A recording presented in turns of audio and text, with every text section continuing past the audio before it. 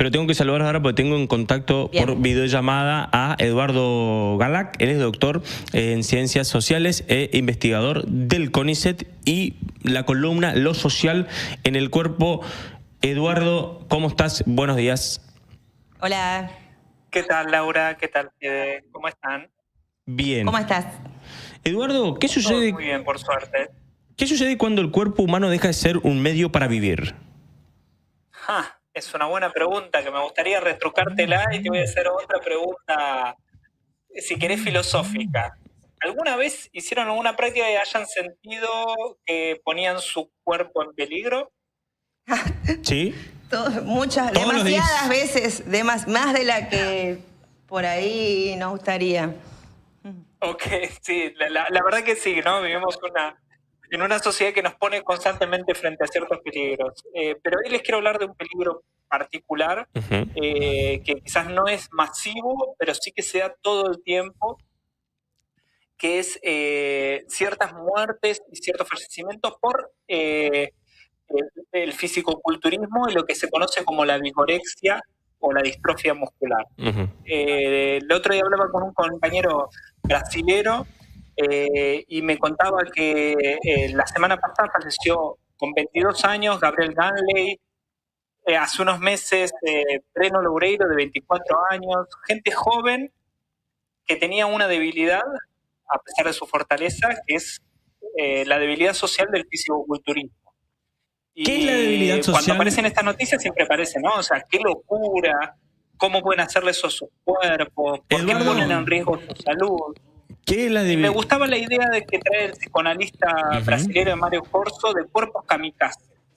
Cuerpos que se ponen a sí mismos en una suerte de sacrificio, que inclusive los llega al peligro de la muerte, pero que saben del riesgo de la práctica que están haciendo, que puede llevarlos a ese lugar. En este caso, por presunción de haber utilizado algún tipo de anabólicos y demás. Pero entonces, por eso decía, como pregunta inicial, ¿en qué cosas ponemos en peligro nuestro cuerpo?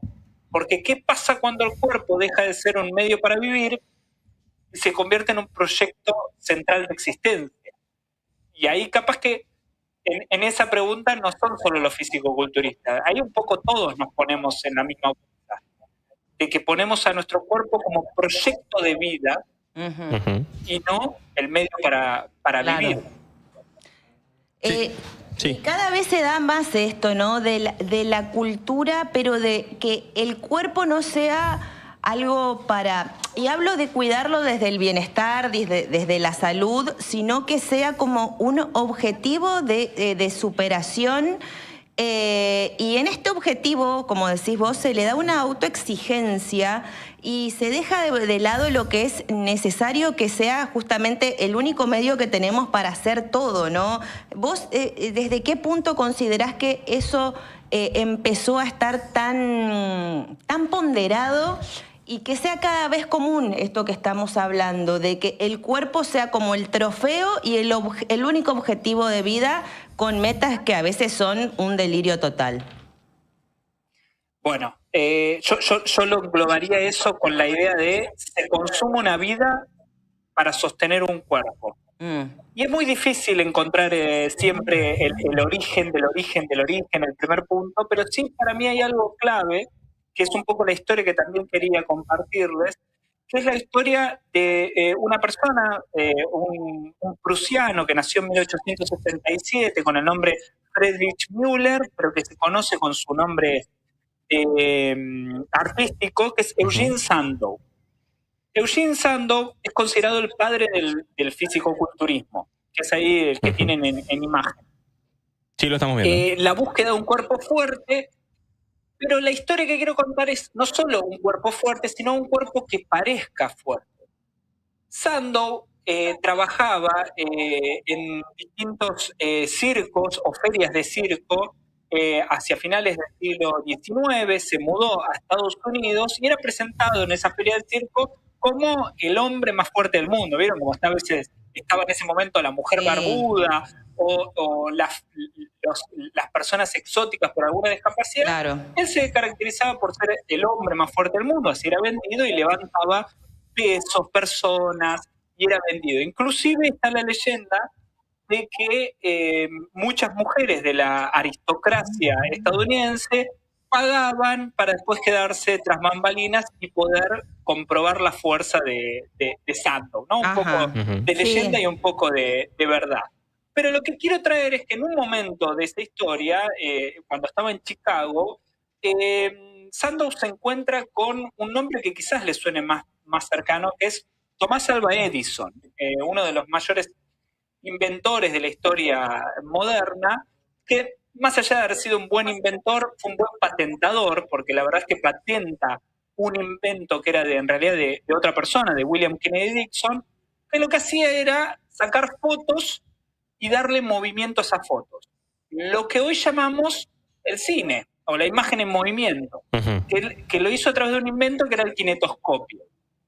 Y lo venía haciendo con distintos experimentos, hasta que en un momento le pide a Sandow, y acá es donde se juntan las dos historias, filmarlo, sacarle imágenes que fueron durante 40 segundos, y son consideradas esas imágenes las primeras imágenes que hoy llamaríamos las imágenes virales de la historia, las primeras imágenes virales de la historia, porque se empezó a copiar esa cinta y esas imágenes y empezaron a venderse en distintos contextos como un souvenir. De hecho, se llaman The Sandow Souvenir Strip. Y son las primeras imágenes virales. Entonces, ¿por qué me interesa traer esta historia? No es casual que las primeras imágenes masivas y el primer fisicoculturista sean la misma persona. Porque no era solamente mostrar músculos, sino mostrar una belleza corporal y mostrar una idea del cuerpo perfecto. Y entonces acá retomo, Laura, lo que vos me preguntabas. Digo, yo no podría decirte cuál es el origen de todo esto, pero lo que está en el eje de la historia que quiero traerles es que no solo se tiene un cuerpo fuerte, sino que se quiere mostrar. Sí. Y en mostrar esas imágenes es donde se produce toda esa presión social, ese intento de vender, y donde el cuerpo se transforma en un capital corporal. Donde yo puedo vender mi cuerpo, puedo vender mi imagen del cuerpo en realidad, más allá de la posibilidad de prostitución. Además, vendo una imagen del cuerpo, y hoy por hoy estamos desbordados de influencer fitness, ¿no? Gente que su único capital es ser musculoso o musculosa, y aparecen los fitness girl, fitness bro, que la diferencia con lo que pasaba antes, con lo que pasa ahora, que ahora es masivo. Que nunca se alcanza ese cuerpo perfecto. O sea, siempre hay que hacer algo. Y entonces no solo se muestran ejercicios físicos, sino consumos anabólicos, suplementos, y el cuerpo se vuelve capital y la imagen se vuelve un trabajo. Y entonces hay que estar todo el tiempo mostrándola y hay que estar todo el tiempo mejorándola. Y si todo el tiempo tenés que mejorar tu cuerpo, mejorar entre comillas, ¿no? Quiero decir, mostrar todo el tiempo un avance en tu imagen, en algún momento eso tiene un límite. No existe el cuerpo perfecto, sin embargo estamos todo el tiempo buscándolo. Eduardo, vos hablabas hoy de presión social del fisicoculturismo. ¿A qué te referís con esto?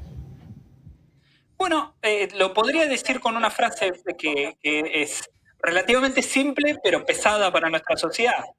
Vivimos en una sociedad donde el cuerpo nunca alcanza. Nunca es suficiente. Siempre hay que hacerle algo. Todo el tiempo tenemos que estar o adelgazando, o fortaleciendo, o mejorando nuestra estética. Vivimos en una sociedad donde, a diferencia de la sociedad donde Sandow era considerado el hombre más fuerte del mundo, hoy ya no existe un lugar al que llegar. Siempre es como la suerte de Galeano para pensar la utopía, ¿no? O sea, la utopía es eso que avanzamos un paso y la utopía se mueve dos. O sea, siempre el cuerpo perfecto nunca siempre es algo que hay que conseguir. Y esto es lo que aparece muchas veces como uno de los tipos de violencia estética que atravesamos. Digo uno porque hay muchos otros tipos de violencia estética de nuestra sociedad, que es la vigorexia o la distrofia muscular. Que cuando nos vemos al espejo, pensamos que nos falta algo. Hay que fortalecer esta parte, hay que mejorar esto, hay que vernos más estéticos. Por algo, los gimnasios, cuando arranca la primavera, empiezan a tener mucha más matrícula. Y Claro. no es solamente porque... Pensando en el famoso llego al verano. Sino porque hay una presión sobre el cuerpo que hay que mostrar en el verano. Claro, la famosa frase, tengo que arrancar que si no, no llego al verano. Exactamente. Uy, Y que la eso es un presión tipo de es- violencia estética. Que la presión, la cuestión de la presión que se Sí. genera y quizás cada vez desde las infancias también, ¿no? Encima la violencia, pero no sé cómo llamarlo, pero ese tengo que llegar al verano y te falta un mes. Sí. Y ahí es peor, No, digamos, porque empezás a tirar ya las cartas para cualquier lado. Pero la presión que hay con respecto a eso del cuerpo perfecto es algo que puede atentar tanto y además está relacionado con los problemas o los problemas alimenticios que tienen generalmente los jóvenes. Ahora quizás no hay tanto la cuestión de la extrema delgadez como fue en su momento, Ujú, claro. pero hay una cuestión de tener el cuerpo musculoso, tonificado, que Hegemónico. también... Sí. Cada época tiene su cuerpo hegemónico. Antes era la delgadez, ahora es un cuerpo muy voluptuoso, musculoso, pero genera una presión ante tantas presiones que tenemos, además de tener ese cuerpo tan innecesario cuando quizás no se tiene en cuenta la cuestión de simplemente estar sanos, o sea, cuidarnos para evitar problemas de salud. Está Sí. de lado si no llegar a tener ese cuerpo que a veces hasta se lo considera una imposición, me parece. Ujú. A ver, en principio siempre hubo cuerpos hegemónicos. Lo que estamos atravesando además es una violencia estética que en general tiene muchísimo más peso sobre las mujeres y sobre los cuerpos jóvenes. Y eso hace no solamente que pensemos la vigorexia, sino la bulimia, la anorexia, distintos desórdenes que al verse el espejo den una imagen reflejada a través de la sociedad que está distorsionada. Y entonces nunca estoy lo suficientemente flaco o lo suficientemente entrenado o lo suficientemente saludable, ¿no? Porque siempre también hay que cambiar las dietas para sacar algo y poner otra cosa. Ujú. Les traigo un ejemplo más para tratar de pensarnos hoy, digo, por esto que decías, Laura, muy interesante, de siempre hubo cuerpos hegemónicos, que la cara de Sandow fue utilizado en muchos manuales de anatomía, donde se pueden imaginar la musculatura y demás, y se ponía la cara de Sandow porque ese era el cuerpo perfecto. Si yo les pidiese que pensemos hoy el cuerpo perfecto actual, no existe como una imagen, existe como un imaginario. Claro. Ya no existe una idea de cuerpo perfecto, porque cuando lo alcances, siempre vas a tener algo para hacer. Siempre que entrevistan a modelos y gente, dice, ¿y qué haces para estar así? Y te cuentan todo lo que tienen que hacer para seguir estando así. No es que uno alcanza el cuerpo perfecto y ya está, sino que el cuerpo perfecto es el que hay que conseguir constantemente. Entonces el cuerpo se transforma en una suerte de capital vendible, porque el cuerpo se transforma en un capital, y en todo caso ahí la palabra clave es lo que está entre cuerpo e imagen, que es el deseo. O sea, la pregunta es, ¿el deseo por ese cuerpo, por tener ese cuerpo, es tuyo o es de una imagen social externa? Digo, ¿querés llegar bien al gimnasio en un mes para responderle a la imagen que te está pidiendo la sociedad? ¿O vos te querés sentir bien de que no te duela cuando te bajás de la cama o te ves al espejo y te sentís conforme con tu corporalidad? Porque el tema está ahí, no solo en el espejo literal, sino también en el espejo, en el Black Mirror, como tiene esa serie, ¿no? En el espejo negro, que son las redes sociales, por ejemplo. Claro. Siempre nos venden un cuerpo que hay que tener que no es el que tenés. Y entonces, si tu cuerpo es uno de tus principales patrimonios, tenés que poder vender tu imagen al resto. Y vivimos en una sociedad donde hay que comprender que ya no existe más la imagen del cuerpo perfecto, sino que se transformó en un imaginario que la pregunta es, ¿quién lo define? Si la sociedad frente a nosotros o nosotros frente a la sociedad. No, y además esta cuestión de que con esto no hay que quitar valor a lo que es ejercitarse, hacer ejercicio, hacer deporte, y de hecho hay gente que por ahí, por suerte, te dice, bueno, yo voy al gimnasio y entreno para no perder fuerza, que de hecho está indicado hacer peso para las personas mayores de 40, para si llegan a una edad adulta, a los 60 o los 70, con fuerza y evitan muchos problemas de salud. Claro. Eso sí, el tema es cuando no es ese el objetivo, sino llegar a ese concepto de cuerpo hegemónico que es el que estamos hablando. Pero por otro lado también hay gente, por suerte, que dice, bueno, yo entreno para estar bien. Por propia salud. Por salud. Por salud. Eduardo, te agradecemos el contacto. No, por favor, solo déjame decir una cosita, no porque efectivamente tiene que ver con la salud, pero a mí me gustaría reemplazar la palabra salud, que muchas veces contrasta con la de enfermedad, y pensarla en calidad de vida. Bien. Porque hay veces que muchas cosas que hacemos quizás no son enteramente saludables. Quiero decir, me junto a jugar al fútbol con mis amigos y termino y me tomo una cerveza. Y capaz que eso no estaría en ningún manual de salud, pero sí es parte de la calidad de vida. Y esto que decía Laura es muy importante. No pensar la salud como determinados valores nada más que me puede dar el médico, sino también aquellas cosas que tienen que ver con el deseo. Y hacer actividad física no solo porque no me duele a la mañana, sino para sentirme bien, en el amplísimo universo de la palabra sentirse bien.